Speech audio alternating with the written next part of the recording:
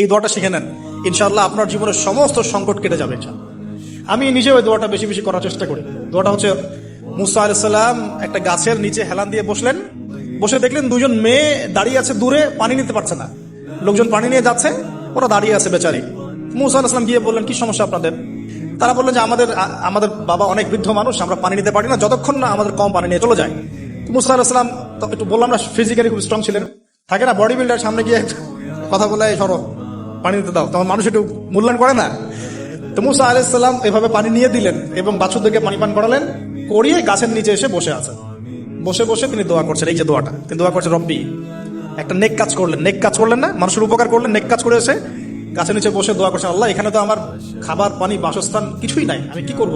রব্বি ইন্নী লিমা আনজালতা ইলাইয়া মিন খায়রিন ফাকির, রব্বি ইন্নী লিমা আনজালতা ইলাইয়া মিন খায়রিন ফাকির।